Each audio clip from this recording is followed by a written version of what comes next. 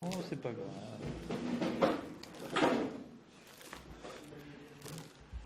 Bon, ok, donc Théodore Herzl, il est né en 1860. Dans quel pays? Non, Hongrie. C'est pas très loin, vous me direz. Il est né en Hongrie, donc il est né à Budapest. 1860, 60. Alors, ce brave homme. Pardon? Ben oui, à l'époque c'était l'Empire austro-hongrois, ouais, absolument. Donc c'est pour ça que je dis c'est pas loin ni politiquement, ni géographiquement. En tout cas, il est né dans une famille, comment vous diriez au niveau juif? Comment vous appellerez ce genre de famille? Pardon? Kofrim. Mais dis-moi, les gens qui vont Beth Knesset pendant les fêtes, c'est des Kofrim? C'est vrai? Sinon, tu savais le nombre de gens dont nous avons nous-mêmes ici, des parents, on ne peut pas dire des trucs pareils, non. C'est pas une famille de Kofrim, c'est des familles, comment dirais-je? Ouais, traditionnalistes moins, on va dire comme ça. Des modernes. C'est-à-dire, le grand-père de M. Herzl, le grand-père de Théodore, lui, il vivait dans une ville dans laquelle se trouvait le Rav Alkalai. Est-ce que vous avez entendu parler du Rav Alkalai? Hein, il était sioniste? Non, sioniste, ça n'existait pas encore, il ne pouvait pas être sioniste. Mais le Rav Alkalai, il fait partie de ce qu'on appelle, il vivait en Serbie, il fait partie de ce qu'on appelle les précurseurs du sionisme, parce qu'il était sioniste sans savoir. Il faisait du sionisme comme, vous savez, dans Molière, quand on fait des vers sans le savoir, etc. Lui, il faisait du sionisme sans être au courant que c'était vraiment du sionisme. Mais le Rav Alkalai, c'est un de deux ou trois de la même époque, c'est-à-dire de 1840, comme ça, qui avait dit, écrit et publié que le temps était venu de retourner en Eretz Israël, parce que la Géoula devait approcher, soit pour des raisons mystiques, soit, en ce qui concerne le Rav Alkalai, c'était surtout pour des raisons rationnelles. Il est arrivé à la conclusion qu'il n'y a aucune raison que des peuples comme les Grecs ou les Italiens, ils retrouvent une unité nationale à cette époque-là, et que nous, pourquoi? Qu'est-ce qu'on a de moins qu'eux? Il n'y a pas de raison, etc. Et alors, lui disait qu'il fallait apprendre à parler ivrite, il en avait marre de parler des langues étrangères, il fallait apprendre à parler ivrite, il fallait essayer de retourner en Eretz Israël, il a écrit des bouquins là-dessus.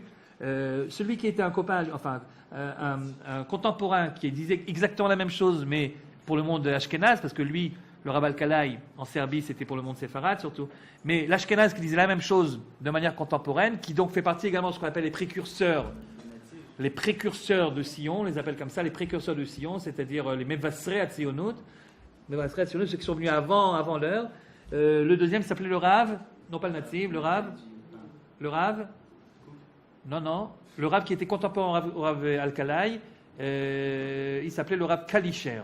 Il y avait donc deux rabbanim, un dans les pays ashkénazes et l'autre dans les pays sfarades, qui disaient la même chose au même moment. Ils se sont d'ailleurs rencontrés au bout d'un moment, mais ils écrivaient des livres là-dessus, ils enseignaient également, c'était des gens importants dans leur communauté, qui avaient un certain renommé autour d'eux, et ils disaient le moment est venu, il y en a marre, il faut repartir, sinon ça ira très mal, d'ailleurs, ils disaient sinon ça ira très mal.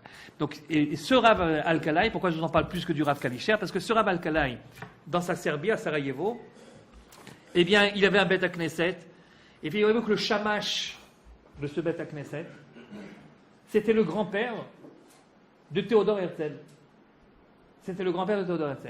Et alors, bon, il n'y a aucune preuve écrite de ce que je vais vous raconter maintenant. La seule chose qu'on sait, c'est que c'était le shamash du Rav Alkalai, le grand-père, et on sait également qu'il était très proche de son petit-fils, le grand-père. Ça, on sait aussi, des notes donc, de Herzl lui-même. Maintenant, ce qu'on ne sait pas, là où il n'y a pas de preuve, c'est est-ce que le grand-père aurait glissé à l'oreille du petit-fils quelques-unes des idées du Rav Alkalai en parlant du retour à Sion, etc. Et est-ce que ce serait ça qui, quelque part avant même l'affaire Dreyfus, avant même que Herzl ne devienne Herzl, est-ce que ça serait ça qui, dans l'inconscient de ce garçon, avait déjà posé les graines de sa grande idée du retour à Sion? Nous n'en savons rien. Mais c'est pas improbable, évidemment, que le grand-père raconte à son petit-fils l'histoire d'un Rav qu'il voyait tous les jours et qui faisait du retour en Israël une véritable obsession. Et donc, il est probable, il est possible, et plus que possible, qu'il en ait parlé, qu'il lui ait glissé quelques mots. Est-ce que Herzl l'a pris au sérieux ou pas? Évidemment, c'est un autre problème, je pense pas. Mais enfin, peut-être que lorsqu'il a commencé à parler de ça, les choses que son grand-père lui disait sont revenues. Tout ça pour vous dire que ce n'était pas une famille complètement assimilée. Donc le grand-père, c'est sûr que non. Mais les parents, en tout cas, de Herzl, c'était les gens qui étaient aisés, la bourgeoisie aisée donc de Budapest. Ils avaient... ils n'ont jamais caché leur judaïsme, bien sûr. Ils allaient au Beth Knesset, donc dans les fêtes principales, c'est Pessah, Rosh Hashanah, Kippour, et ils amenaient le petit Théodore avec. D'ailleurs, il lui avait donné un prénom hébraïque aussi. Comment il s'appelait en hébreu?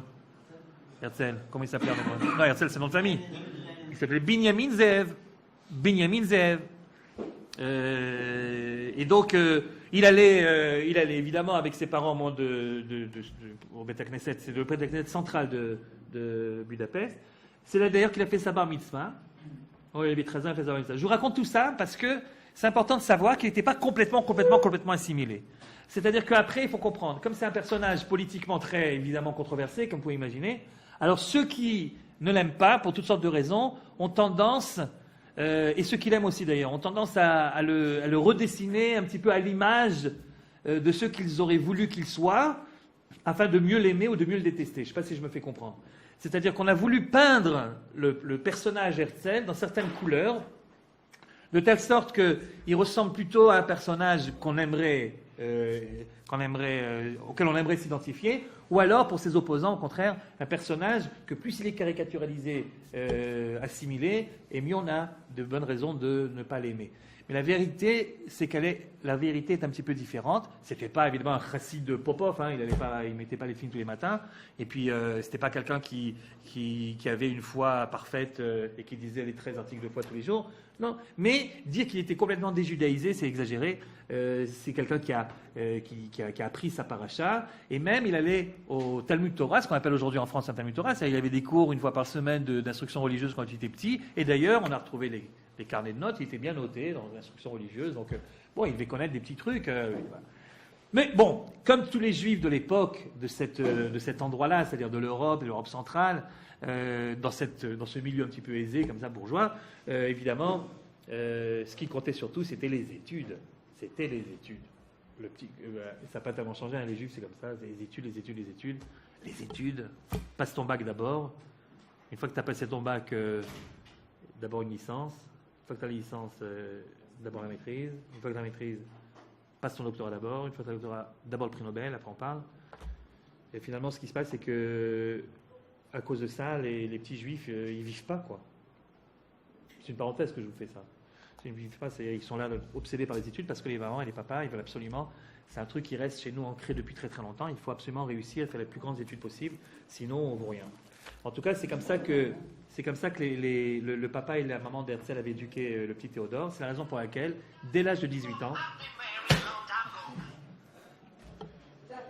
excusez-moi, dès l'âge de 18 ans, il décide d'aller en fac, mais pas à la fac de Budapest, qui n'est pas une fac très reconnue, etc.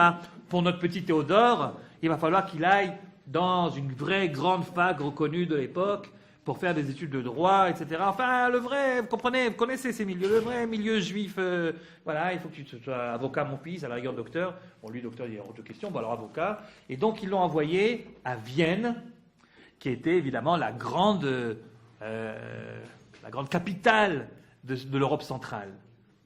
Il y avait en fait deux capitales en Europe. Il y avait une capitale germanophone et il y avait une capitale francophone. Et ils se haïssaient d'ailleurs mutuellement, cordialement, et parce que chaque capitale pensait qu'elle était le point le plus important, le plus élevé de la philosophie, de la littérature, des arts, des spectacles, de la vie artistique, etc. Il y avait une sorte de concurrence énorme entre ces deux capitales européennes. La capitale germanophone, c'était Vienne, en Autriche, et la capitale francophone, c'était bien sûr Paris. Et lui, donc, comme il vivait dans un milieu germanophone, puisqu'il était né donc là-bas, dans cet empire austro-hongrois, donc il va étudier à Vienne, la grande ville. Vienne, la grande ville. En arrivant à Vienne, Théodore, il découvre bien sûr la fac, mais il découvre aussi pour la première fois réellement un antisémitisme assez virulent. Parce qu'à Vienne, il y a pratiquement autant de juifs qu'à Budapest, seulement à Vienne, on les voit davantage. Pourquoi on les voit davantage?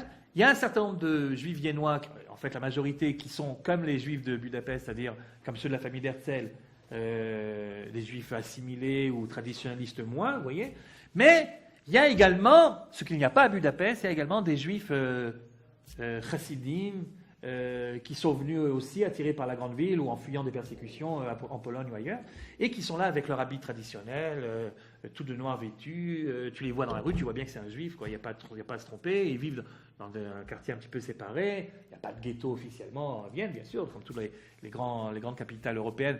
Tout le monde peut vivre n'importe où, évidemment. Mais ils n'aiment pas trop se mélanger parce que c'est plus facile pour tenir Shabbat, Kashrut, etc. et pour la vie communautaire. Vous connaissez l'histoire. Donc, lui, d'abord, il voit ces juifs pratiquement pour la première fois, et puis surtout, en même temps, il entend l'antisémitisme de Vienne, qui est assez virulent. On lui fait un certain nombre de remarques. Par exemple, quand il est à la fac, à un moment, il y a un de ses profs de fac qui fait un cours, un exposé, sur un livre qui vient de sortir, qui est un livre ouvertement antisémite. Et le prof de fac raconte à ses étudiants à quel point il a trouvé ce livre instructif, important, et il le recommande évidemment aux étudiants. Et bien là-dessus, Herzl, qui apparemment déjà dans sa première partie de son existence, si vous voulez, avait déjà quelque chose, une sorte de fierté juive qui ne supportait pas un certain nombre de discours, il s'est levé et puis il a dit que c'était un scandale. Il a dit devant tout le monde, et c'est un scandale que, monsieur le professeur, vous faites de la publicité pour un ouvrage aussi répugnant que celui-ci.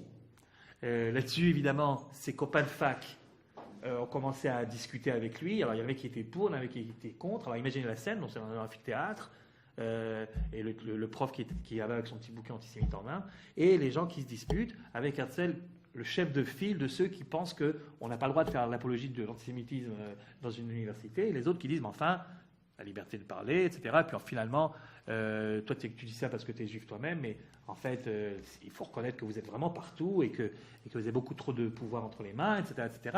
Et donc, si vous voulez, pour la première fois, il ressent une animosité. Il savait que ça existait, mais enfin, il n'avait jamais vraiment vécu sur lui-même, et là, il le voit. Un deuxième épisode de la même époque, donc il a 19 ans, comme ça, 18, 19 ans, 20 ans, épisode de la même époque, il y a un groupe d'étudiants qui s'organise régulièrement là-bas et qui fait beaucoup parler de lui, c'est des étudiants sympathiques, et lui, il veut en faire partie également, et on lui dit qu'on est vraiment désolé, mais que les juifs ne sont pas admis dans ce cercle un peu huppé d'étudiants. Mais pourquoi ? Parce qu'on parle de sujets qui ne vous concernent pas. Bon, il est vexé évidemment. Alors, il ne fera pas un plat de tout ça, mais vous comprenez, quand quelqu'un y vit ce genre d'expérience, évidemment, ça, quelque part, il y pense. Bon. Mais qu'est-ce que c'est ces petits incidents par rapport à la grande vie de Vienne, cette belle vie de Vienne, où il se passe des choses tellement importantes à chaque fois, une nouvelle pièce de théâtre, un nouveau concert, une nouvelle œuvre musicale. Vienne, c'est la capitale de la musique d'abord, c'est évidemment les valses, c'est ces grandes soirées où tout le monde s'amuse et danse et chante, c'est de la musique de qualité, c'est pas n'importe quoi, etc. Vienne se veut être la capitale de la culture dans ce cas-là de plus beau, de plus noble, etc. Et lui, évidemment, ça intéresse tellement ce genre de milieu, ce genre de choses, ils sont tellement attirés par ça que très rapidement, il va laisser tomber ses études de droit.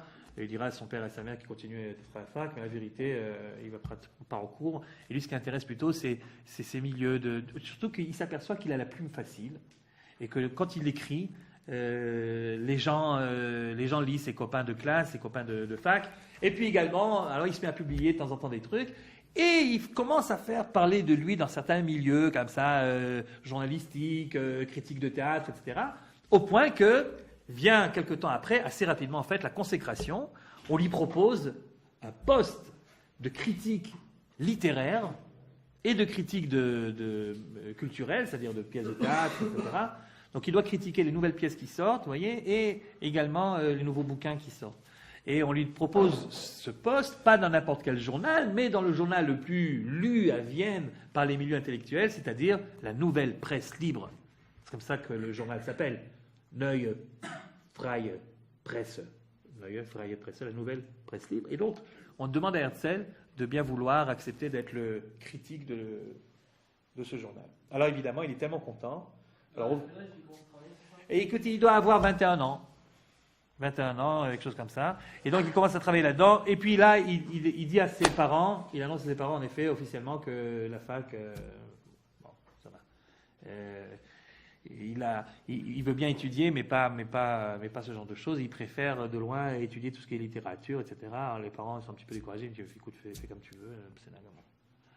veux. Sur ses entrefaits, alors que lui, il est en train de commencer une carrière importante, sur ces entrefaits, il y a des élections municipales dans la ville de Vienne. On élit un nouveau maire. Et le maire qui gagne s'appelle Karl Lueger. L-U-E-G-E-R. Lueger. Et ce Karl Lueger, il est chef d'un parti antisémite. Je vous avais déjà dit pour l'affaire Dreyfus qu'à l'époque, l'antisémitisme en tant que tel n'était pas considéré comme un délit. On a le droit d'être ouvertement antisémite.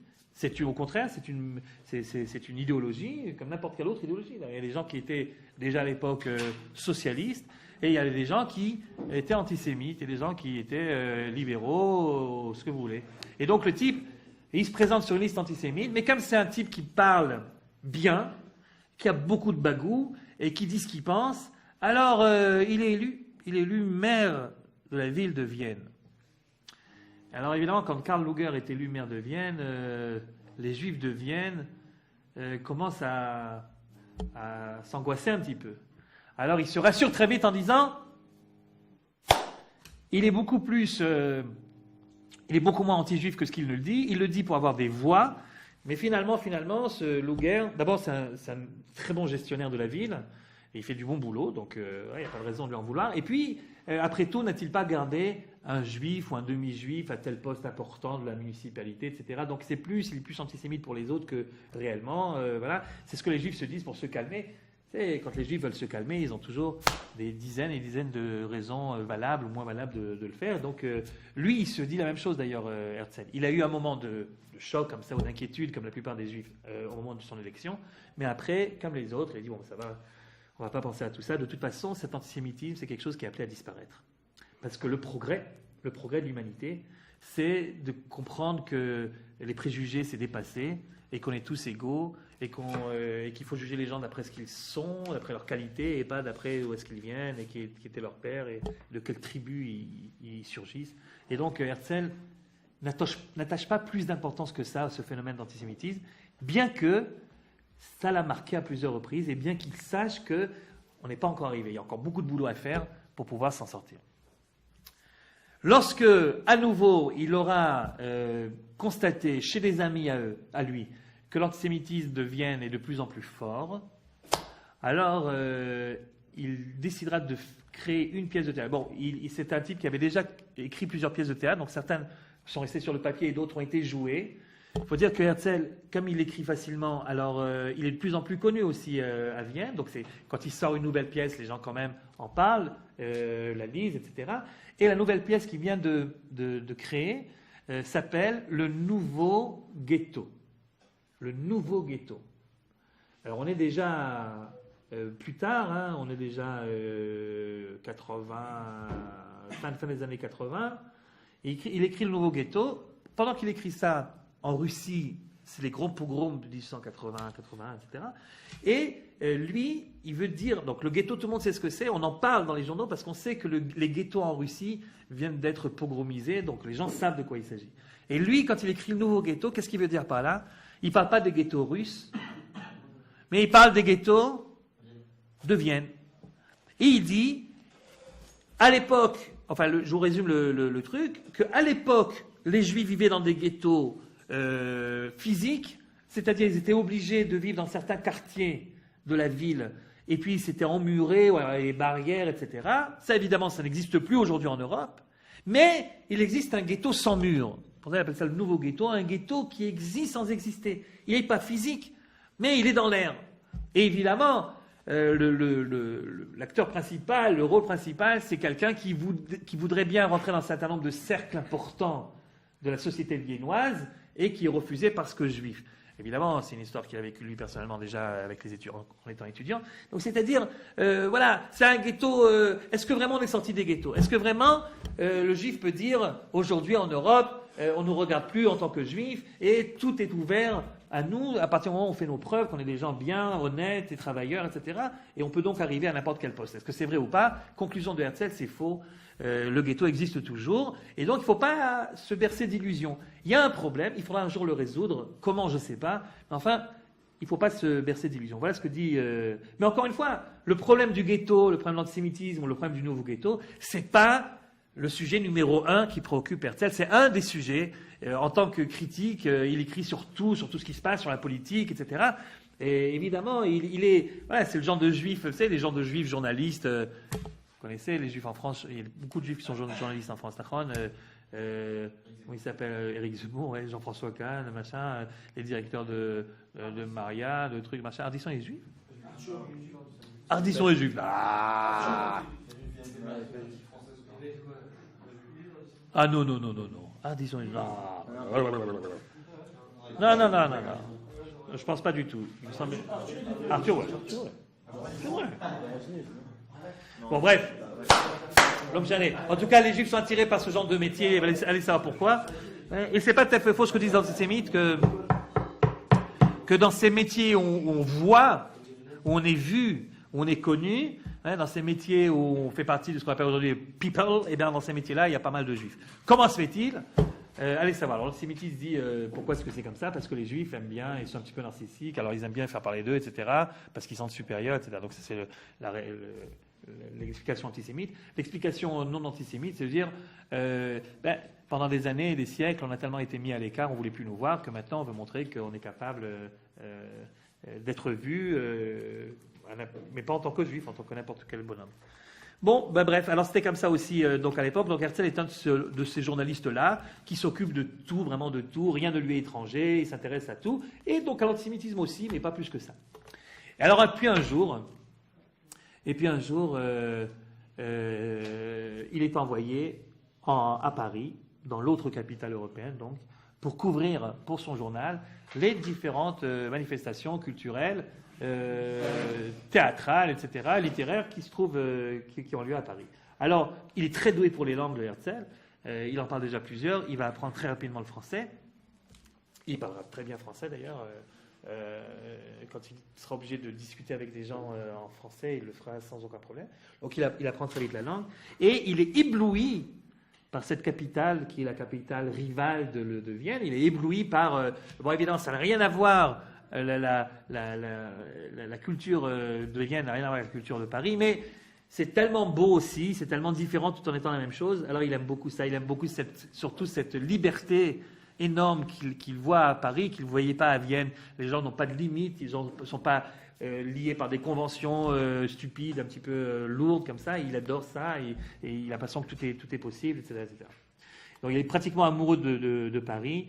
Et puis il en oublie également ses préoccupations antisémites, d'antisémitisme et de juifs qu'il avait travaillé à plusieurs reprises avant. Et c'est là qu'arrive l'affaire Dreyfus. Alors, je vous ai raconté tout ça parce que certains présentent Herzl de manière complètement différente. Certains disent Herzl était un juif complètement déjudaïsé, qui savait à peine qu'il était juif, et vient l'affaire Dreyfus, et tout à coup il s'est réveillé juif. C'est pas exactement comme ça. C'est vrai que l'affaire Dreyfus a déclenché chez lui un déclic évident, mais ça venait pas sur un terrain complètement vierge, ça venait sur un terrain où il y avait déjà une conscience du problème antisémite. Alors, comme on l'avait déjà vu pour l'affaire Dreyfus, l'affaire Dreyfus ne vient pas dans un moment où il n'y a pas d'antisémitisme du tout en France. Non, bien sûr, l'antisémitisme a commencé déjà bien avant. Rappelez-vous Drummond, la France juive, le bouquin, le best-seller, la libre parole, les journaux, etc. Donc l'antisémitisme en France existe déjà, bien sûr, et il le voit, il le constate. Mais ce vent de liberté où tout est permis, où on peut dire et faire n'importe quoi, et que c'est quelque chose qui est beaucoup plus fort que... Alors évidemment... Bon, il y a les antisémites, d'accord, mais il y a aussi les gens qui sont tellement sympathiques, tellement libéraux, tellement... il y a l'homme pour l'homme, et il n'y a plus de frontières, etc. Voilà, c'est surtout évidemment ça qui le frappe beaucoup. C'est lors avant l'affaire Dreyfus et lors d'un de ses retours à Vienne, chez lui, que il écrira dans son Yoman, dans ses notes, il écrira une une solution possible au problème juif. Quelle solution il avait envisagée à l'époque? Alors c'est encore quelqu'un qui est entre, je ne sais plus quel âge il avait exactement à l'époque la vérité, je ne me rappelle plus, mais il se dit, parce qu'il a vu qu'en France également il y avait un problème d'antisémitisme et que finalement c'est un truc assez européen, et puis surtout parce qu'en revenant à Vienne, il voit de nouveau, il assiste de nouveau à des cris quand il passe dans la rue. Il rentre chez lui à la maison et puis il y a des gens, c'est déjà la nuit, et des gens qui crient le juif est rentré, etc. Alors ça l'empêche de dormir, et le matin, il a une idée. Il dit pour résoudre le problème juif et en finir une fois pour toutes, on va convertir tout le monde. Et comme c'était quelqu'un qui, quand il avait une idée, plus l'idée était provocatrice, plus l'idée était impossible, plus l'idée était un petit peu originale, et plus lui ça le secouait, alors il commence à réfléchir. D'abord, est-ce que c'est possible? Il a la conclusion que non, mais en tout cas les Juifs de Vienne, pourquoi pas. Mais alors il faudrait faire ça de manière digne. Il avait évidemment des copains à lui qui étaient venus de Budapest ou d'ailleurs comme lui, et qui, pour rentrer dans un certain nombre de cercles qui étaient interdits aux Juifs, ils s'étaient convertis. Lui, ça lui a jamais traversé l'esprit de se convertir. Mais il s'était converti pour pouvoir arriver à obtenir tel ou tel poste, ou à rentrer dans telle ou telle fonction. Et alors il se dit, non, ça c'est honteux de se convertir comme ça, pour pouvoir, etc. C'est pas digne. Si la conversion c'est une solution, d'accord, mais alors il faut le faire de manière fière.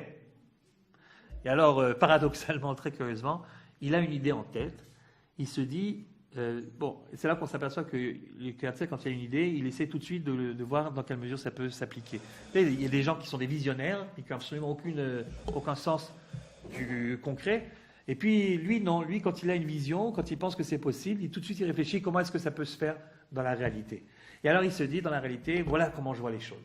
Comment je sais? Parce qu'il a écrit. S'il n'avait pas écrit, personne ne l'aurait su, parce qu'il a dit pratiquement à personne. Mais il a écrit dans son journal.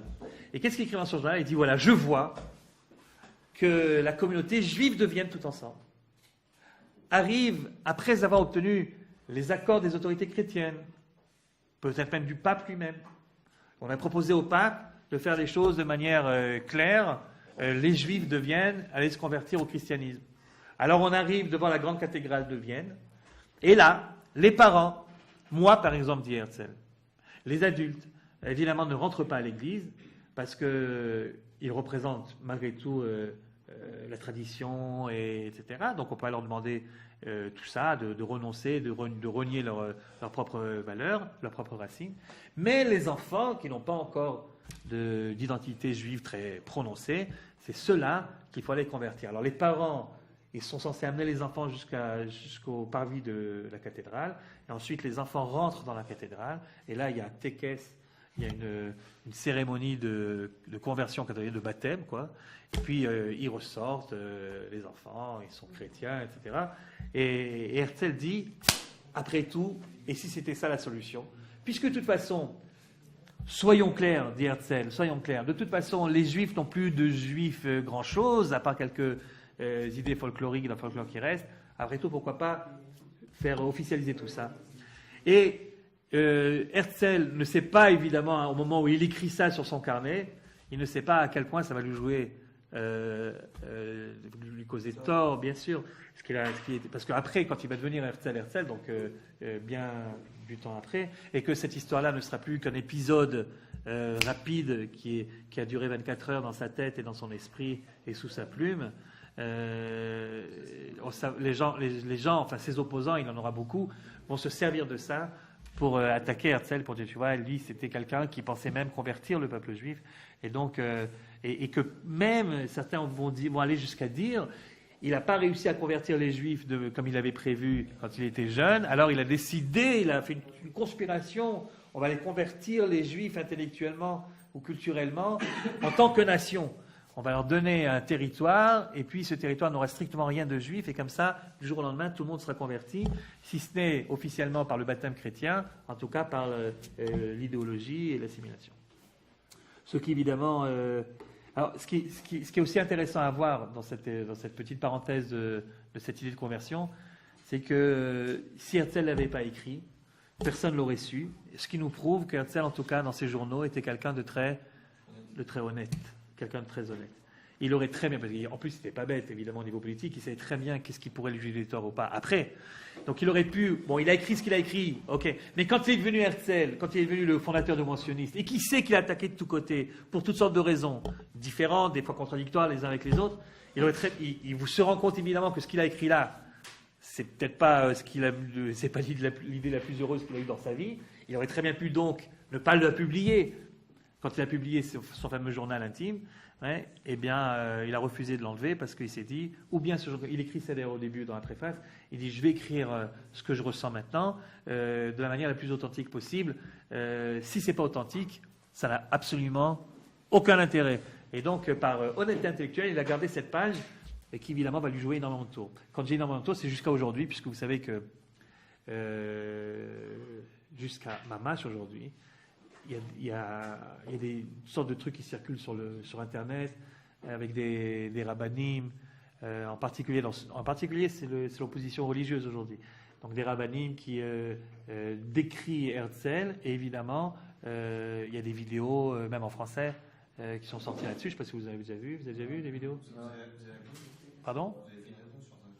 Ouais, un petit peu. Ouais. il y en a qui suivent. Ouais, enfin, pas une réponse détaillée, mais enfin, ouais, un petit peu. Pardon? Non, il n'y a rien à raconter. Vous pouvez très bien regarder, vous rentrez sur le net, vous regardez Herzl assimilation ou Herzl je ne sais pas quoi, vous tapez sur Google et vous voyez, il y a des vidéos donc qui ont été faites en ivrite d'abord et traduites ensuite en français, qui te racontent à quel point Herzl c'était quelqu'un d'horrible, un horrible personnage qui n'avait qu'un seul but dans la vie, c'est de transformer tous les juifs en goïm. Et quand il était jeune, voilà ce qu'il a pensé. Quand il était vieux, il a pensé la même chose à une autre échelle, avec d'autres méthodes, mais il a gardé la même méthode. C'est tout ce qui l'intéressait, etc., etc. Ce qui évidemment, c'est une manière un petit peu malhonnête quoi, de se servir de quelque chose qu'il a écrit, qu'il a regretté d'avoir pensé. Il n'a pas regretté d'avoir écrit, il a regretté d'avoir pensé, et de se servir de ça comme si il continuait à prêcher la même chose, alors qu'évidemment, ça n'a plus rien à voir. Mais il faut dire aussi, peut-être que je le dis maintenant en parenthèse, on y reviendra peut-être plus tard, mais il faut dire aussi qu'il y a des noms comme ça, il y a des noms qui aujourd'hui encore provoquent des réflexes et des réactions très virulentes chez un certain nombre de gens. Et tu comprends pas trop pourquoi, quoi. Franchement, tu comprends pas trop pourquoi. C'est-à-dire, on peut être d'accord ou pas d'accord avec tel ou tel personnage important de l'histoire du juif, y compris Herzl. Personnellement, il y a plein de choses que si j'avais été à sa place, j'aurais pas fait, ou autrement. Mais cette réaction à fleur de peau, je ne sais pas si vous l'avez déjà rencontré, mais moi je l'ai rencontré à plusieurs reprises. C'est-à-dire, une fois je vais raconter cette histoire, non. Une fois j'étais dans un hôtel à Eilat pour passer un Shabbat, pour passer un Pessah. On m'avait invité à... Ah oui, non mais c'est ça. Ah oui, non, il faut avoir des relations. Ouais. Donc on m'avait invité à venir animer un seder de Pessah à Eilat. Bon, comme c'était un grand hôtel et que c'était Eilat, j'ai dit oui. Et en plus, c'est la mer Rouge à Eilat, donc on est resté la semaine. Donc c'est vrai, le 7e jour, le Shvish El Pessah, c'était sympa. Tu vas devant la mer Rouge et tu fais la Shira, etc. Sympa. Bon, enfin bref, alors j'étais en train de donner un cours une fois, pendant Pessah, au Bet HaKnesset du Malon. Il y avait plein de gens là-bas très sympathiques, des gens qui sont gentils, sympathiques, qui sont en vacances, quoi. Et des Israéliens, pas francophones. Et puis je ne sais plus pourquoi j'ai prononcé le mot Herzl. Je ne sais plus pourquoi. Il me semble que c'était pour critiquer telle ou telle chose d'Afka. Enfin, zélo méchané, donc j'ai prononcé le mot Herzl. Et là, tout d'un coup, je vois un type qui était très sympathique jusqu'à présent. Un type qui était en face de moi. Et, je vous assure qu'il a changé complètement de visage. Il est devenu rouge de colère. Et j'ai pensé qu'il allait se passer quelque chose de grave, quoi. J'ai eu peur pour sa santé également. Il s'est levé, il a pris son talit, sans dire un mot, il a pris son talit, et je voyais qu'il était fou de rage, il se contenait. Il a pris le talit qu'il a mis sur le Aron HaKodesh, qui était derrière moi. Je sais, le petit chiot, quoi. C'était après la tefila, je fais le petit chiot. Il met le talit sur le Aron HaKodesh, et puis il va se rasseoir, et il dit comme ça entre ses dents, mais suffisamment fort pour que tout le monde comprenne. Il dit, il y a des noms qu'on ne prononce pas dans un Bet HaKnesset devant un Sefer Torah. Et je voyais qu'il était tellement énervé que bon, j'ai pas réagi. Je préfère qu'il se calme 2 minutes, etc. Moi, j'ai continué mon truc comme si de rien n'était, quoi. Et à la fin du shiur, je vais le voir, le bonhomme, et je lui dis, mais enfin, d'abord, je m'excuse de vous avoir tellement secoué. J'excuse de vous avoir secoué. Mais est-ce que vous pouvez m'expliquer pourquoi vous étiez tellement secoué? Alors il me dit, ta bêta yoder. Tu le sais très bien. Je dis, ben non, je sais pas. Mais enfin, tu sais de qui tu as parlé? Je dis, ben oui, je sais de qui j'ai parlé. Mais je suppose que c'est pas le seul juif qui n'a pas respecté la Torah et les mitzvot. Et je ne pense pas qu'il y a un chérem sur tous ceux qui ne respectent pas la Torah et les mitzvot. Il y a une traduction de prononcer le nom de quelqu'un qui... Ici, j'avais parlé de Spinoza, par exemple, dans le cours de la dracha. Tu aurais eu la même réaction. Il me dit Zélo Todavar. Zélo Todavar. Et là, c'est là que j'ai compris que c'était pas la peine de demander pourquoi c'était pas Todavar, parce que Spinoza, il a fait beaucoup plus de mal finalement pour le judaïsme quand on réfléchit bien, que certainement que Herzl.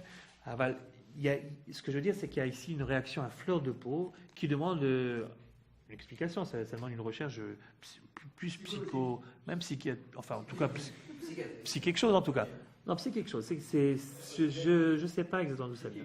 Peut-être, non, je vais vous dire pourquoi. Parce que moi, je pense peut-être, c'est parce que comme c'est une idéologie qui a quand même réussi, qui a créé un certain nombre de choses, peut-être qu'elle fait plus de mal pour ceux qui n'étaient pas d'accord avec elle qu'une idéologie qui a fait que parler d'elle sans avoir des choses concrètes. Enfin, en tout cas, tout ça pour vous dire que c'est très difficile de parler de la personnalité d'Herzl de manière objective, parce que soit tu as des adorateurs d'Herzl qui te brossent tout le tableau en rose, soit au contraire tu as des gens qui ne lui trouvent aucun point sympathique et qui noircissent le tableau à volonté. Et alors, évidemment, ceux qui en prennent un coup ici, c'est la vérité historique. La vérité historique, elle n'est jamais ni tout noir ni tout blanc, c'est toujours quelque chose entre les deux. Et Herzl, certainement, on ne peut pas le mettre dans une catégorie très claire. Juif assimilé, d'accord, mais enfin un juif qui avait quand même des racines très profondes. Et on va voir plus tard, certainement, lorsqu'il redeviendra juif par l'affaire Dreyfus, il redeviendra juif complètement, à quel point sa manière de voir cette échouva au sens national, cette échouva au sens identitaire, à quel point elle va aller très très loin, au point même que sa manière de voir le christianisme est tellement différente. Alors, en général, quand quelqu'un est très loin, et puis, je ne sais pas, 10 ans après, il dit des choses contraires en disant qu'il s'est trompé et qu'aujourd'hui, il dirait plus ça, au contraire. Et puis, tu vois que dans sa pratique également, c'est quelqu'un qui pense autrement et qui met en pratique des idées différentes. En général, toi, en tant que juif, tu regardes ça, tu es censé normalement applaudir, dire qu'on la cavode. Regarde comment il était, regarde comment il est devenu maintenant. Bon, mais ce n'est pas toujours le cas aujourd'hui, je ne sais pas pourquoi. Bien. Reprenons notre histoire. Donc, quand il a écrit cette histoire de conversion, le lendemain, il n'en a pas, je vous dis, il en a presque parlé à personne, c'est pas tout à fait vrai, il en a quand même parlé à quelqu'un. Il a parlé à son directeur de journal. Il y avait 2 directeurs du journal. Il y avait un directeur juif, un directeur pas juif. Il en a parlé aux 2. Il a dit, voilà ce que, comme l'antisémitisme est virulent, à Vienne, comme à Paris, moi j'ai pensé peut-être... voilà, je vais vous dire ce que j'ai pensé. Et parce qu'ils étaient amis, alors il raconte cette affaire de conversion. Et là, c'est le goy d'Afka qui parle et qui dit « Mais mon cher Théodore, tu dis n'importe quoi. Tu dis n'importe quoi. D'abord, qui tu es toi pour parler au nom de tout le monde? Deuxièmement, est-ce que tu ne sais pas que tes grands-parents, tes arrière-grands-parents ont donné leur vie pour ne pas devenir chrétien? Comment tu peux dire un truc pareil ?» À ce moment-là, le juif lui dira « De toute façon, est-ce que tu es tellement sûr que cette solution-là, c'est une bonne solution et que finalement, ça mettra terme à l'antisémitisme. » Et là, Herzl les regarde dans les yeux pendant 30 secondes et il leur dit ouais, c'était une bêtise, j'ai eu la fièvre hier soir, j'ai dit n'importe quoi, laisse tomber. Zéro. Ça, c'est les 2 personnes à qui il a raconté son truc et quand il avait écrit sur... Bon, il continue donc sa vie journalistique. Le problème juif reste un problème très annexe dans sa tête et c'est là qu'il assiste donc à l'affaire Dreyfus un jour de 1884. Et c'est là, donc, qu'il assiste à la dégradation du capitaine.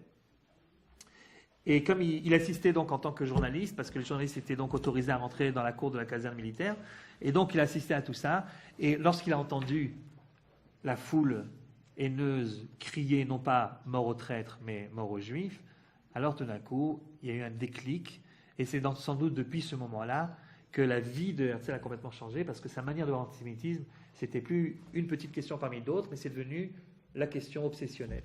Comment c'est possible que dans un pays qui a été le premier à reconnaître le droit des Juifs à obtenir, à être l'égal de n'importe qui d'autre, comme dans le pays de la Révolution française, un siècle après la Révolution française, comment c'est possible que dès qu'un Juif fait une bêtise, les gens disent mort aux Juifs? Est-ce que ça veut dire que l'antisémitisme c'est quelque chose qu'on ne peut pas sortir de la tête des non-juifs?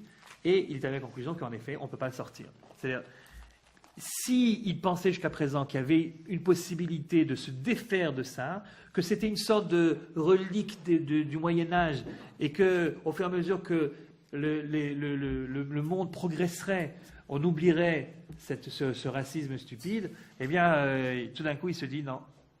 J'aurais bien voulu, mais c'est pas comme ça, c'est pas la réalité. La réalité, c'est qu'on s'en débarrassera jamais. Si vous voulez, c'est intéressant de voir que le sionisme a commencé par un constat très pessimiste.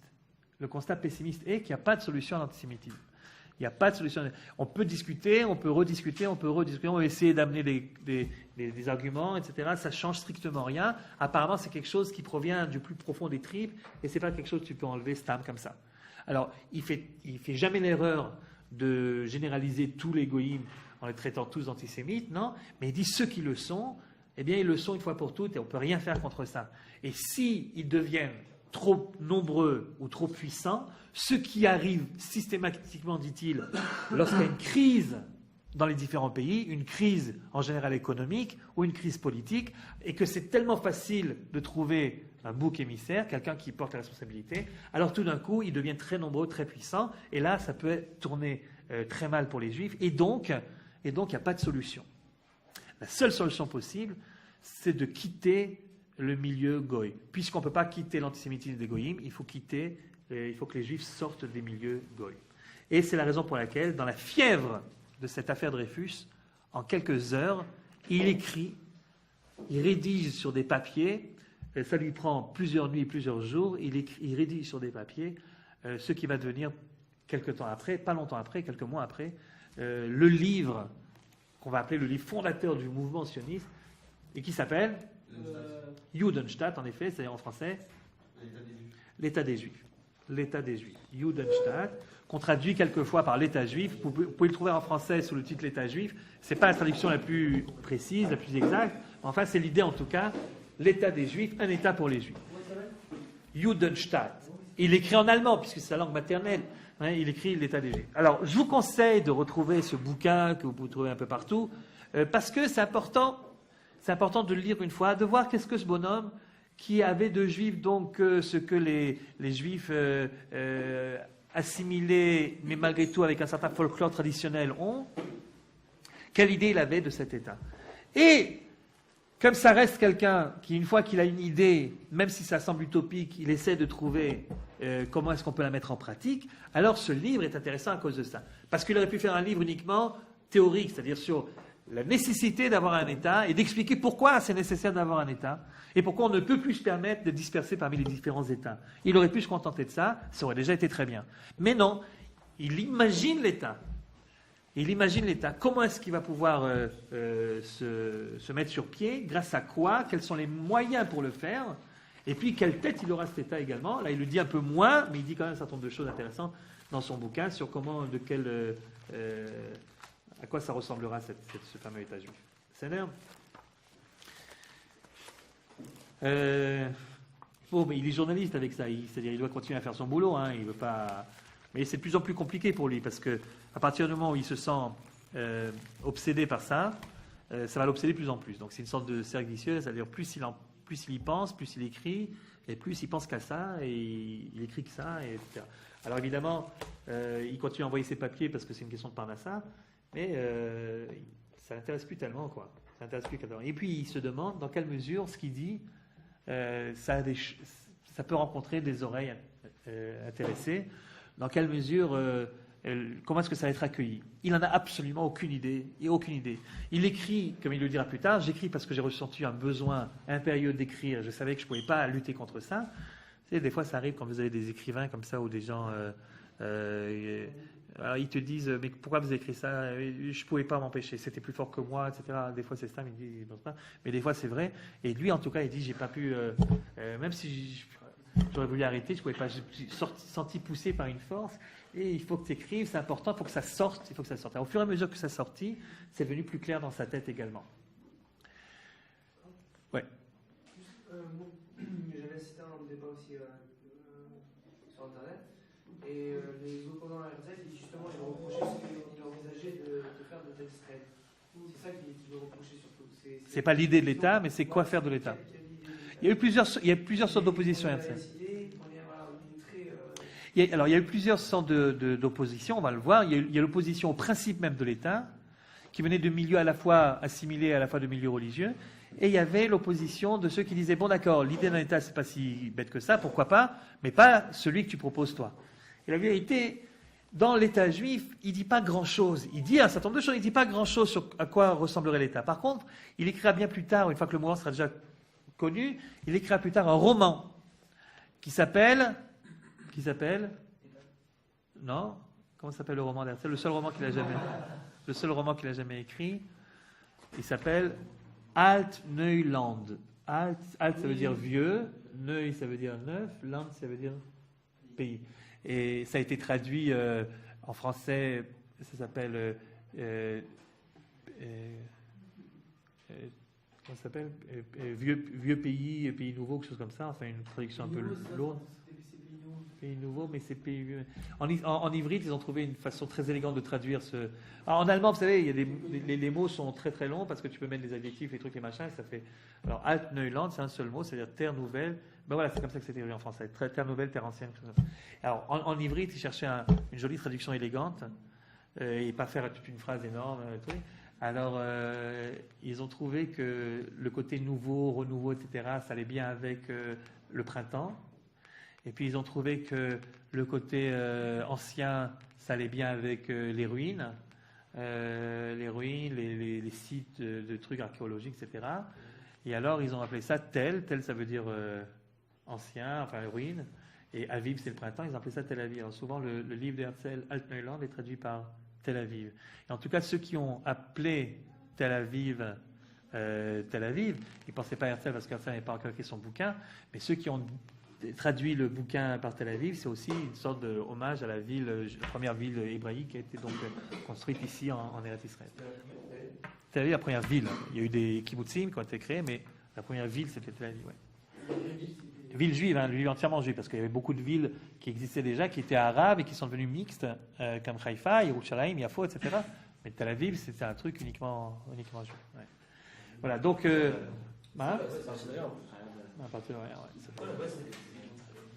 Pourquoi c'est... Parce que comme il n'y avait que des juifs, ça allait beaucoup plus vite. Tout simplement. Ils avaient envie de... Puis ça attirait de plus en plus les gens. Par exemple, ils faisaient leur allié, ils voulaient vivre entre eux. Et pas avec... Et puis il y avait la mer. Ouais. Donc, et c'est là, pour revenir à ta question, c'est là dans Alt-Neuland que... Alors c'est quoi le roman? Le roman, c'est un roman de science-fiction. Il voit un type qui arrive dans l'État juif. Et puis le type se balade dans l'État juif et il raconte ce qu'il voit. Et alors aujourd'hui, ça c'est aussi intéressant d'acheter ce bouquin et de le voir un petit peu parce que là, pour le coup, c'est plus pour comprendre quel était le livre qui a déclenché le mouvement, mais c'est pour voir parmi les idées d'Herzl quelles sont celles qui ont été mises en application et quelles sont celles qui n'ont rien à voir. Et c'est là qu'il parle de la langue qu'on parlera, etc., dans ce fameux pays qu'il voit dans son truc. Alors, est-ce que il aurait pu donner une vision d'un État un peu plus juif que ce qu'il a donné? Lui, par exemple, il disait que les synagogues devaient être à l'écart de la politique. Bon, pourquoi est-ce qu'un type européen pense, à la fin du XIXe siècle, que la synagogue, c'est bien gentil, mais ça doit être séparé de la politique? Pourquoi? Parce que c'était le sujet duquel tout le monde parlait maintenant, et c'était présenté comme quelque chose d'évident, que pour que l'État puisse se construire et se développer, il fallait arrêter cette histoire que les curés ils mettent leur mot à dire à chaque fois, ceux qui bloquent la science, c'est eux qui bloquent le progrès, parce qu'ils ont des dogmes, etc. Évidemment, pour que ça marche, pour que ce soit moderne, on n'a rien contre l'Église, mais qu'elle reste dans son coin, qu'elle s'occupe de religion, et nous, c'est-à-dire le reste, c'est-à-dire le pays, l'État, alors lui, comme il n'a pas de notion de judaïsme suffisamment forte pour comprendre que le judaïsme c'est quelque chose qui ne s'occupe pas seulement des problèmes de rituels, mais d'autres problèmes également, alors pour lui c'est normal. Bon, alors les synagogues, on va les respecter normalement, les rabbins on les respectera beaucoup, mais ils resteront dans leur synagogue et ils ne viendront pas dire comment construire ci, comment construire. Donc, bien sûr, il a donné une vision d'un État qui est la vision qu'il avait en lui, qui est le produit de son éducation, donc c'est un peu normal. Est-ce qu'il aurait été content de la tournure que prend l'État aujourd'hui? J'en sais rien. Enfin, moi, il me plaît d'imaginer que, d'abord, il aurait été frappé par le nombre de Juifs qui habitent en Israël aujourd'hui, certainement. Je pense que dans ses rêves les plus fous, il n'a jamais imaginé que 50% du peuple juif habiterait en Israël. Je suis persuadé que ça, c'est un truc qui a dépassé certainement toutes ses espérances.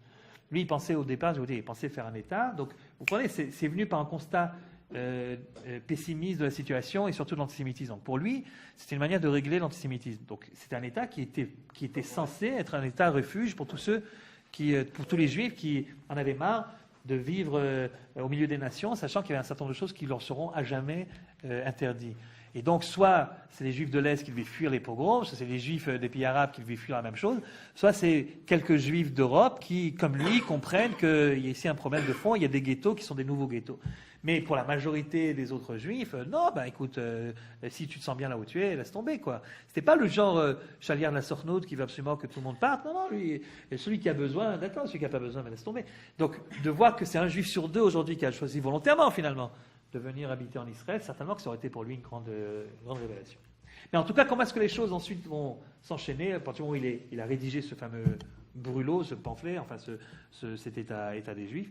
Eh bien, comme il ne savait pas très bien qu'est-ce que les gens vont y penser, alors quand il rentre pour la première fois, depuis qu'il a écrit ça, quand il rentre à Vienne, chez lui, il va voir un copain à lui, journaliste comme lui, qui s'appelle Bernard Schiff. C'est son nom. Alors il va voir le Schiff en question et il lui dit écoute Bernard, j'ai un truc à te dire. Et le Bernard lui dit oh là là, mais je vois dans tes yeux que t'es pas dans tes bons jours là. Je te connais bien, tu as des yeux rouges, t'as pas dû dormir beaucoup. Elle dit non, en effet, j'ai pas beaucoup dormi ces derniers temps, tu sais le boulot, beaucoup de travail. Et il dit ouais, alors bon, à part ça, comment ça va à Paris? Ça va, mais vraiment c'est dense, hein. Il dit ouais, je vois ça, je vois ta tête, ouais, tu devrais te reposer un peu, mon vieux. Dis-moi, de quoi voulais-tu m'entretenir? Eh bien voilà, depuis quelques jours, j'ai écrit quelque chose, mais je ne sais pas du tout. J'ai besoin d'avoir des avis de gens qui me connaissent et pour me faire une idée, est-ce que ce que je dis, ça s'entend? Il dit oh, écoute, je te trouve très mystérieux aujourd'hui. Et tu sais quoi? Voilà, écoute, je t'ai apporté le document, prends, lis, et quand tu auras fini, c'est pas urgent. Quand tu auras fini, tu me dis ce que tu en penses. Bernard Schiff prend le bouquin, le manuscrit, quoi, et il le lit en une seule nuit. Mais il ne lâche pas le truc, il lit en une seule nuit. Le lendemain matin, à la première heure, c'est lui qui va chez Herzl. Il frappe à la porte d'Herzl et il lui dit « Mon cher Théodore, écoute-moi bien, tu as besoin de repos. » Il dit « Oui, je sais, je suis un peu surmené. » Il dit « Non, c'est pas du surmenage, c'est beaucoup plus que ça. C'est beaucoup plus que ça. Quand est-ce que tu rentres à Paris? » Il dit écoute, je suis censé rester une semaine et rentrer la semaine prochaine. Il dit écoute, jure-moi, tu m'as demandé mon avis, d'accord? Ouais, oui. Alors jure-moi que tu vas faire ce que je vais te dire. Quoi? Voilà.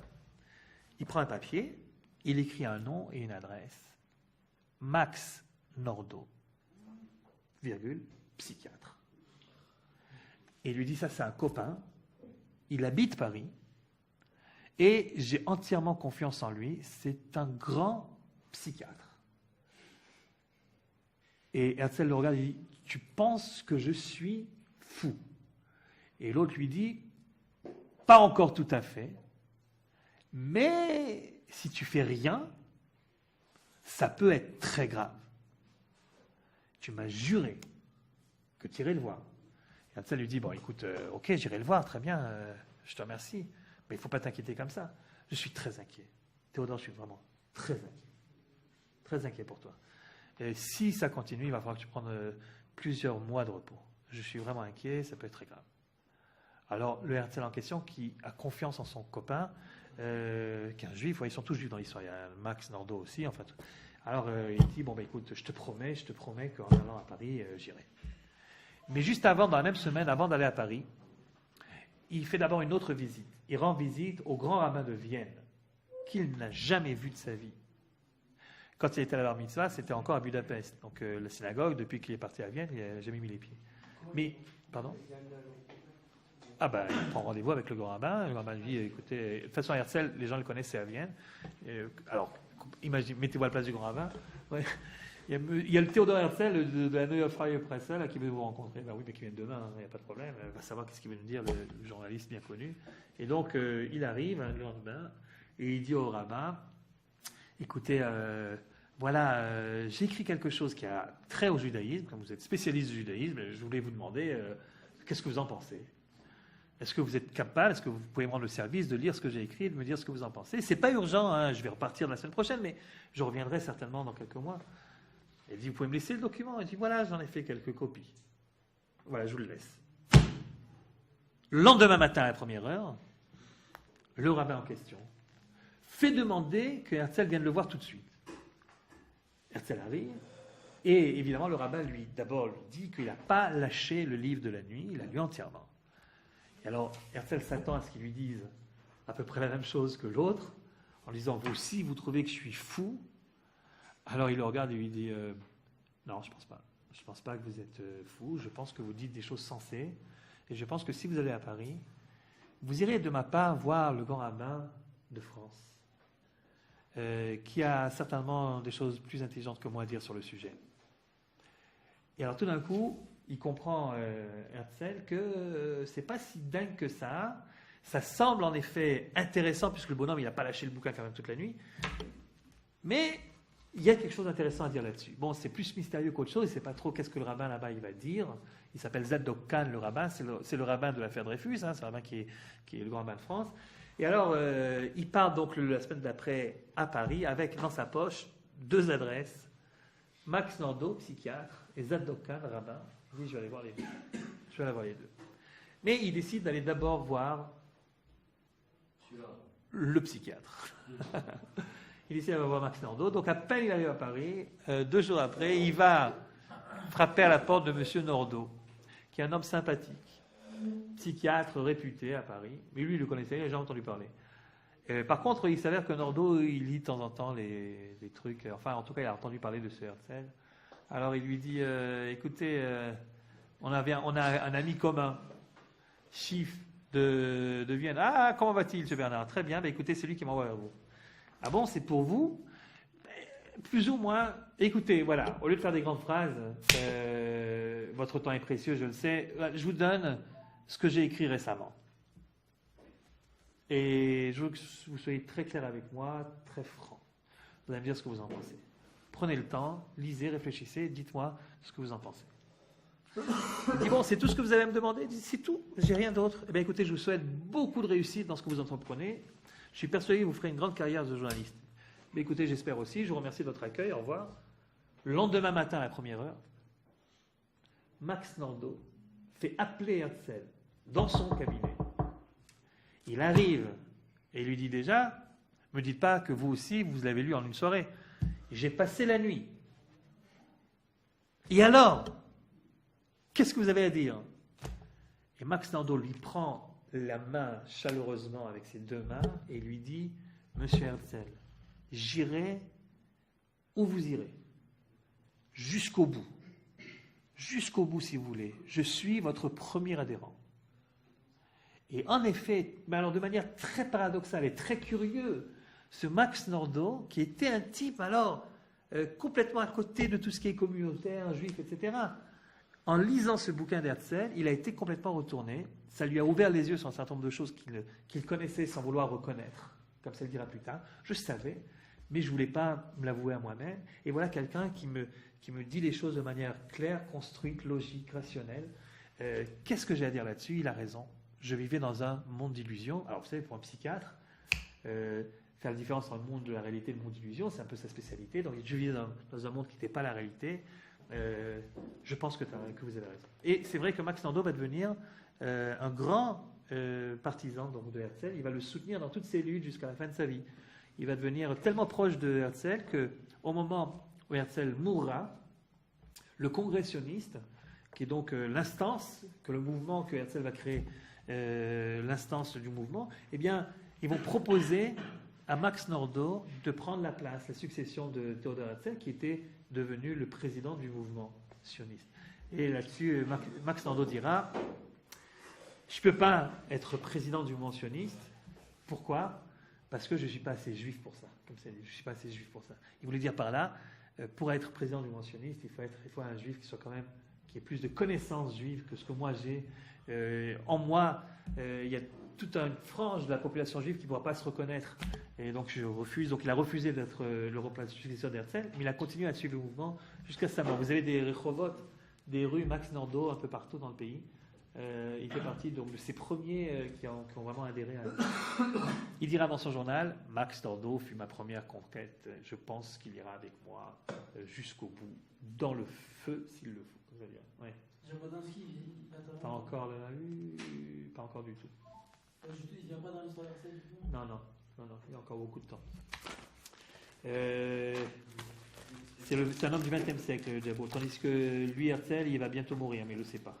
Ouais. C'est quoi que le rabbin? Alors, il est allé voir ensuite le rabbin, il est allé voir ensuite Zadok Khan, et Zadok Khan lui a réservé un accueil où il y avait de la sympathie. Mais, alors lui, le lendemain, il ne lui a pas dit venez au bureau le jour au soir. Il lui a dit venez dans quelques jours, je voudrais que vous rencontriez un certain nombre de gens. Voilà comment il est dit. Et il est arrivé là-bas, dans le bureau du rabbin, et il y avait autour de lui un certain nombre d'autres personnalités de la communauté juive française. Et il s'avère que Zadok Khan avait fait lire le truc à un certain nombre d'amis à lui. Et il était intéressé à connaître leur avis aussi. Et c'est donc une discussion à bâton rompu qu'a eu Herzl avec ces gens-là. Et il y avait un jeune rabbin là-bas, il ne dit pas son nom, il y avait Zadok Khan, il y avait un type qui était un des responsables communautaires, etc. Et c'est une discussion qui était assez violente. Zadok, lui, il prenait plutôt parti positivement, mais sans trop s'avancer. Et le jeune rabbin, Dafka était très... Ah ben voilà, je crois que j'ai... Ouais. Alors, je vous lis un extrait du journal de Herzl, 17 novembre 1895. Alors, écoutez bien. J'ai parlé à Nordau. Il écrit dans son journal. Heureusement qu'il a écrit un journal. La vérité, on apprend plein de choses. J'ai parlé à Nordau. Nordau me suivra, je crois, jusqu'au bout du monde. C'est ma conquête la plus facile. Et sans doute aussi la plus importante. Alors, écoutez bien la phrase suivante. Il ferait un excellent président pour notre académie. Il pourrait même devenir aussi notre ministre de l'Éducation nationale. Je ne sais pas si vous vous rendez compte de l'énormité de cette phrase.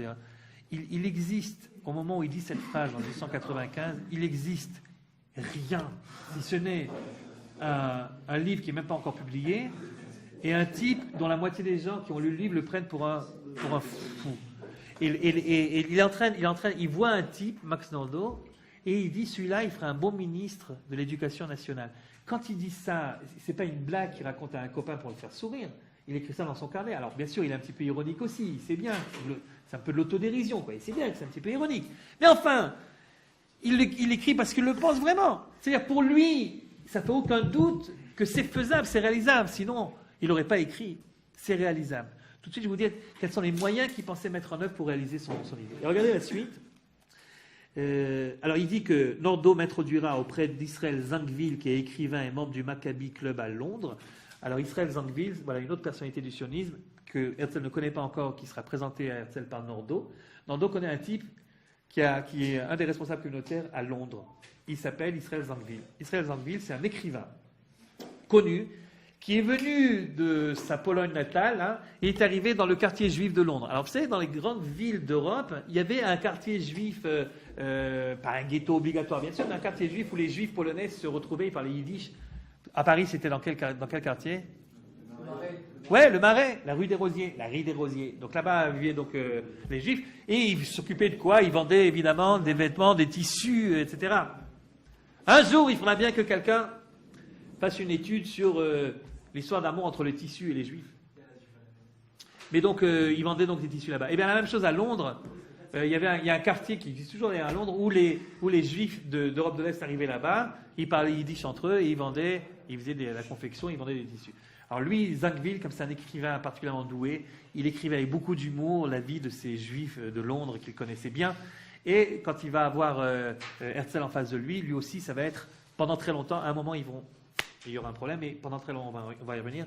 Il a été également un membre actif du mouvement. J'ai passé l'après-midi chez Zadok Khan. Continue-t-il un peu plus tard. D'accord. Leven, que j'avais d'ailleurs déjà rencontré à Salzbourg, s'y trouvait également falot, mou, lent à la détente. Comme il avait été à Salzbourg. Ça aussi, c'est sympa dans son journal, c'est qu'il dit les choses franchement. Il y en a qui en prennent plein leur grade, mais il s'en fout.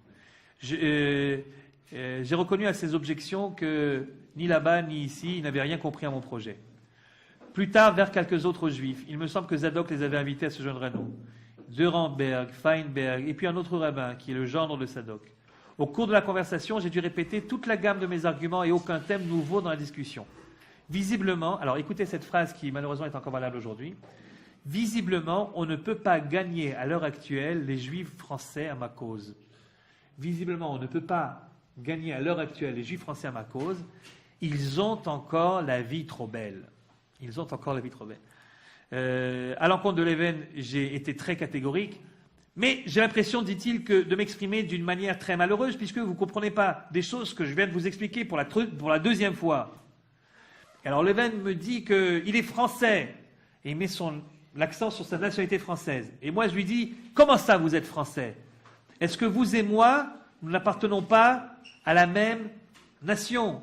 Pourquoi avez-vous frémi à la nouvelle de l'élection de Le Guerre, le maire antisémite de Vienne?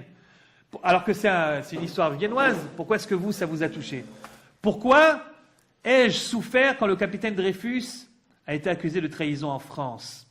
Pourquoi? Alors que moi, je suis un juif viennois. Donc, vous ne pouvez pas dire je suis français et vous ne vous intéressez pas à la cause juive. On appartient, vous et moi, à une même nation. Si chez moi en Autriche, il se passe un truc antisémite, vous avez peur. Et si chez vous en France, il se passe un truc antisémite, moi j'ai peur. Donc on appartient à la même nation. Arrêtez de dire que vous êtes français. C'est au moment de faire vite. Je termine juste le truc. On fait ici? C'est comme vous voulez. Comme vous voulez. Au moment de se séparer, je lui dis, vous et vos semblables, vous n'irez jamais avec moi. Et c'est à ce moment-là que le jeune rabbin se leva et me dit, c'est les premiers mots qu'il a prononcés, le jeune rabbin, moi j'irai avec vous. Journal de Théodore Herzl. Et en fait, à partir de ce moment-là, la vie de Théodore Herzl, c'est une succession de rencontres avec des personnalités juives pour essayer de les gagner à sa cause. Et au fur et à mesure qu'il discute avec eux, il peaufine ses arguments, il explique pourquoi est-ce que c'est un truc indispensable, et ça le rassure sur le fait que même s'il a beaucoup d'opposants, malgré tout, c'est une idée qui vaut la peine d'être tentée. Il écrira dans son journal, je ne sais pas si je vais réussir ou pas, mais de toute façon, je continue à écrire dans le journal, parce que si je réussis, les historiens prendront ce journal comme une pièce très importante à conviction, et puis si je ne réussis pas, eh bien, ça sera aussi une pièce intéressante pour savoir à quoi pouvait penser un juif de la fin du XIXe siècle, un juif assimilé, dit-il, un juif assimilé à la fin du XIXe siècle, à Paris ou à Vienne. Voilà donc comment est-ce que toute cette affaire commença. Bon, évidemment, il a pris donc la décision avec les réactions qu'il vient d'avoir. Il a pris la décision de publier son bouquin. Il le publie d'abord en allemand, comme il a écrit, puis très rapidement dans différentes langues, en anglais, en français et en yiddish. Le fait de l'avoir publié en yiddish. Vous voulez qu'on arrête pour faire Rabbi? Non? Comme vous voulez. Hein. Après? À 8h? Non. 8h15? À 8h15, c'est le repas, et après, il y a le cours du Rav Ben-Gor. Après, il y a à manger. Donc, à 8h15, il faut rester. Alors, on est obligé de s'arrêter là, alors. Tiens, on s'arrête là. On terminera après.